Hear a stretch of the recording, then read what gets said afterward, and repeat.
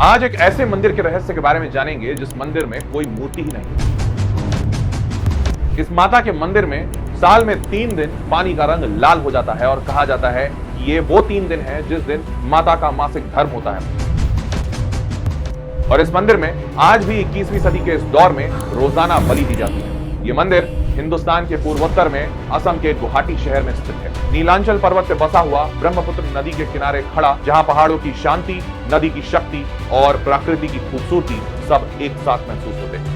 और इसी पावन धरती पर स्थित है माता कामाख्या देवी का वो प्राचीन मंदिर जो रहस्यों से भरा हुआ है और जिसे आज तक साइंस भी नहीं समझ पाया। इसीलिए आज इस वीडियो में हम जानेंगे इस मंदिर से जुड़े सारे वो रहस्य और किन किन रहस्यों को साइंस ने कैसे एक्सप्लेन किया। और कई सारे रहस्य सिर्फ देखे ही नहीं जा सकते बल्कि महसूस भी किए जा सकते हैं। और आज हम जानेंगे कि क्यों ये मंदिर इतने सालों से बिना मूर्ति के है और यहाँ कभी किसी मूर्ति का कोई स्थापना नहीं की गई। साथ ही ये भी जानेंगे कि 21वीं सदी में होने के बावजूद क्यों इस मंदिर में हर रोज बलि दी जाती है और क्या है इसके पीछे का सत्य। आज का वीडियो इसलिए भी स्पेशल है क्योंकि ये आस्था, विज्ञान और आध्यात्मिकता के बीच का संबंध और गहरा करता है और इंसान को ये बताता है कि इंसान उस ऊपर वाले भगवान के सामने शायद बहुत ही छोटा है। तो चलिए वीडियो को शुरू करते हैं और मेरे साथ आप आखिरी तक बने रहिएगा इन सारे तथ्यों से पर्दा उठाने के लिए।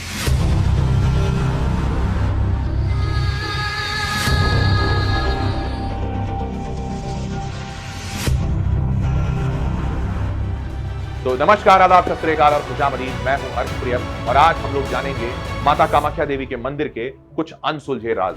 कामाख्या मंदिर की कहानी सिर्फ एक धार्मिक कहानी नहीं है बल्कि ये कहानी है जन्म, मृत्यु और पुनर्जन्म की। पुराणों के अनुसार जब राजा दक्ष ने एक महाविशाल यज्ञ किया था तो उस यज्ञ में माता सती और भगवान शिव का अपमान किया।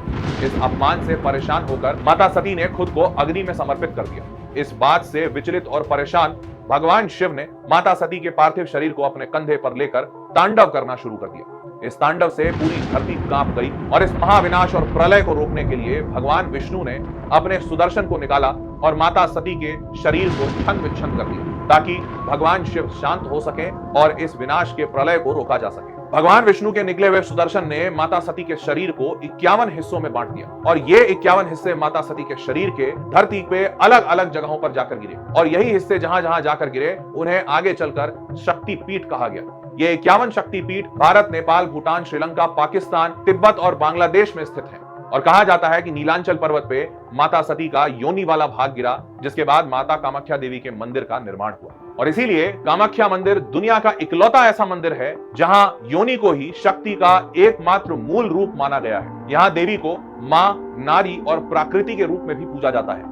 अब अगर इतिहास में थोड़ा अंदर घुसें तो ये बात समझ आएगी कि कामाख्या मंदिर की कहानी सिर्फ एक कहानी नहीं बल्कि इतिहास में भी दर्ज एक महत्वपूर्ण चीज है। 5वीं शताब्दी के उमाचल पत्थरों पर लिखित शिलालेख ये बताते हैं कि उस वक्त भी कामाख्या मंदिर में पूजा और अर्चना की जाती थी। आर्कियोलॉजिकल सर्वे ऑफ इंडिया की माने तो उनका रिसर्च बताता है कि इस जगह पर 2000 साल से भी पुराने मंदिरों के अवशेष मिले। इसका अर्थ है कि कामाख्या मंदिर की जगह पर पूजा आराधना मौर्यों के काल से भी पहले से होता आ रहा है। 7वीं से 9वीं शताब्दी के बीच कामरूप के राजाओं ने इस मंदिर को राज्य देवी का दर्जा दिया और पूजा आराधना करने लगे।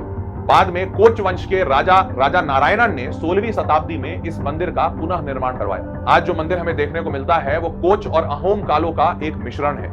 ईंट की शिखर, गोल गुंबद और नीलांचल की खास कलात्मक शैली इस मंदिर में दिखती है। अब बात करते हैं इस मंदिर के सबसे रहस्यात्मक पहलू के बारे में जो कि मंदिर का गर्भगृह है।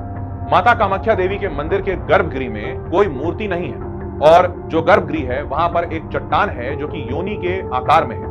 इस योनि के आकार वाले चट्टान के ऊपर लगातार एक झरना बहता रहता है और इसे ही माता का रूप माना जाता है। और इसी वजह से यह मंदिर लोगों के मन में आस्था के तौर पे शक्ति, उत्पत्ति और जीवन का प्रतीक है। और इसी शक्ति का उत्सव हर साल यहाँ के मूल निवासी अंबुबाची मेला के रूप में मनाते हैं। अंबुबाची मेला को पूर्व का महाकुंभ भी कहा जाता है क्योंकि सिर्फ 4 दिन के इस आयोजन में इस मंदिर में करीबन 25 से 30 लाख श्रद्धालुओं की भीड़ उमड़ती है माता के दर्शन के लिए। इस दौरान देश और विदेश से संत, महात्मा, अघोरी, तांत्रिक और भक्तों की भारी भीड़ आपको यहाँ देखने को मिलेगी। अंबुबाची मेला में सबसे खास चीज जो होती है वो होता है माता के 3 दिनों का रजोधर्म। मतलब जून के महीने में जब वर्षा ऋतु आती है तो साल में 3 दिन ऐसा होता है जब मंदिर के अंदर से जो पानी निकल रहा होता है वो पूरी तरह से लाल हो चुका होता है और इस 3 दिन मंदिर के कपाट बंद कर दिए जाते हैं क्योंकि कहा जाता है ये 3 दिन माता कामाख्या रजोधर्म में होती हैं, अर्थात मेंस्ट्रुएशन या पीरियड्स में होती हैं। इस दौरान इस मंदिर में कोई पूजा नहीं होती।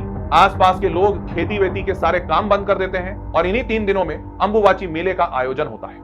यह एक इकलौती ऐसी परंपरा है पूरे भारतवर्ष में जहां स्त्री के शरीर के एक प्राकृतिक क्रिया को शुद्ध और पवित्र माना जाता है। और इसी अंबुबाची मेले में एक ऐसी चीज होती है जिसे साइंस भी आज तक नहीं समझ पाया। इस मंदिर में 12 महीने 362 दिन पानी का रंग पानी जैसा होता है, लेकिन सिर्फ इस 3 दिन ये पानी का रंग पूरी तरह से लाल हो जाता है। कुछ लोग कहते हैं कि इन 3 दिनों में यहाँ के आसपास की मिट्टी में जो आयरन होता है उसकी वजह से इस पानी का रंग लाल हो जाता है। लेकिन भक्तों का और तर्कशास्त्रियों का कहना है कि अगर पानी का रंग लाल ही होना है तो सिर्फ 3 ही दिन क्यों होगा, क्योंकि बरसात तो कई महीनों तक चलती है और मिट्टी में इतना कम आयरन तो है नहीं कि वो अचानक 3 दिन के लिए बढ़ जाता है और 3 दिन के बाद खत्म हो जाता है। और इसी वजह से आज तक साइंस भी नहीं समझ पाया कि जो पानी माता की योनि वाले आकार के पत्थर से निकलता है वो लाल कैसे हो जाता है।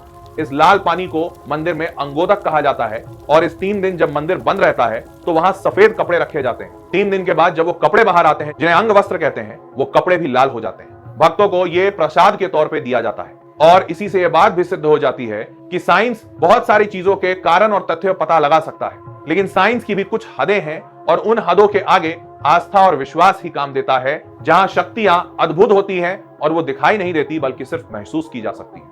अब बात करते हैं यहाँ की दूसरी चौंका देने वाली प्रथा के बारे में, जो कि बलि प्रथा है।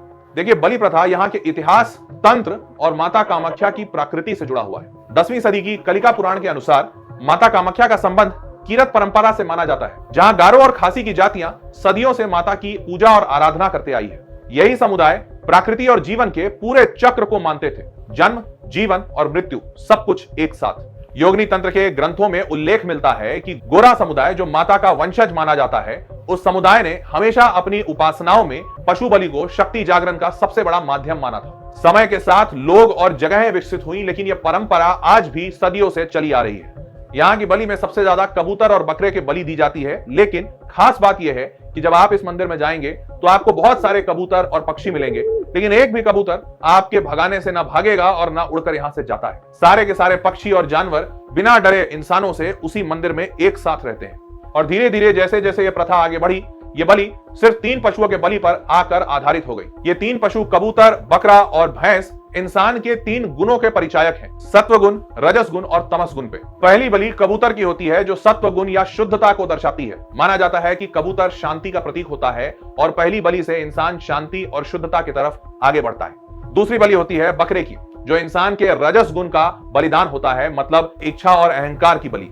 माना जाता है कि बकरा इंसान के ईगो, अहंकार और इच्छाओं का परिचायक है और इसी का त्याग करना आवश्यक है। और तीसरी बलि भैंस की होती है, जो कि तमस गुण का परिचायक है, मतलब इंसान अपने अंधकार, आलस्य और अपने विनाश को छोड़े। भैंस को एक आलसी और अधीर प्रवृत्तियों का जानवर माना जाता है यहाँ पर। और भैंस की बलि से माना जाता है कि इंसान अपने तामसिक गुणों का बलिदान देता है। और एक बात महत्वपूर्ण है कि इस मंदिर में सिर्फ नर पशुओं की बलि दी जाती है। इस मंदिर में स्त्री पशुओं की बलि देना कठोर रूप से वर्जित है। लोक कथाओं में कहा जाता है कि आदि शंकराचार्य ने भी इस प्रथा पे सवाल उठाए थे और इसे रोकने की बात कही थी, लेकिन माता कामाख्या ने सपने में आकर स्वयं बताया था लोगों को कि यह स्थल सिर्फ सृष्टि का नहीं और जीवन का नहीं, बल्कि विनाश का भी परिचायक है और इसीलिए यह प्रथा रुकनी नहीं चाहिए। और लोगों का यह कहना है कि अगर यह परंपरा रुकी तो माता इस स्थान का त्याग करके अपना निवास छोड़ देंगी। और शायद इन्हीं कारणों से आज भी यहाँ बलि की परंपरा प्रचलित है और इसी वजह से शायद आज भी इस जगह को तंत्र का सबसे बड़ा केंद्र माना जाता है पूरे भारतवर्ष में। अब आता है सबसे बड़ा विश्वास इस मंदिर का, जो है मन्नत। लोग यहाँ पर दूर दूर से आते हैं अपनी मन्नत लेकर अपनी इच्छाओं की पूर्ति के लिए। कुछ पारिवारिक कलेशों को लेकर आते हैं, कुछ आर्थिक तंगियों को लेकर आते हैं और कई सारे लोग संतान प्राप्ति के लिए आते हैं। जब ये मनोकामनाएं उनकी पूरी हो जाती हैं तो उसके बाद भी ये प्रथा है, वो लोग एक पशु का दान करते हैं जिसकी बलि चढ़ाई जाती है कृतज्ञता को दर्शाने के लिए। कई लोगों का मानना है कि यह गलत है कि अपनी खुशी या अपनी कृतज्ञता दिखाने के लिए इंसान दूसरों की बलि दे रहा है। लेकिन आपको बता दूं कि भारत का संविधान भी इस बात की मर्यादा रखता है कि वो prevention of cruelty to animals act साल 1960 के तहत सेक्शन 28 में ये लिखता है, कोई भी बलि अगर धार्मिक अनुष्ठानों को ध्यान में रखते हुए किया जा रहा है तो उसको भारत सरकार और यहाँ का कानून सुरक्षा देता है। इस पूरी जानकारी से आप कुछ बातें तो स्पष्ट समझ चुके होंगे। पहला, कि इंसान साइंस के जरिए बहुत सारी चीजों की जानकारी ले सकता है, लेकिन कई ऐसी जगहें हैं जहां ये सृष्टि और पूरा ब्रह्मांड इंसान को बताता है कि तुम इस ब्रह्मांड के एक बहुत छोटे से हिस्से हो और तुम्हारा ये साइंस बहुत सारी चीजों को कभी नहीं उजागर कर पाएगा। दूसरा, ये मंदिर हमें यह भी सीख देती है कि आज हमारे समाज में मेंस्ट्रुअल साइकिल और पीरियड्स इतना बड़ा टबू बना हुआ है, लेकिन वहीं पर एक मंदिर अपनी प्राचीन प्रथाओं से जोर जोर से लोगों को यह कह रहा है कि यह एक शारीरिक कर्म है और यह प्रकृति में भी काफी जरूरी है।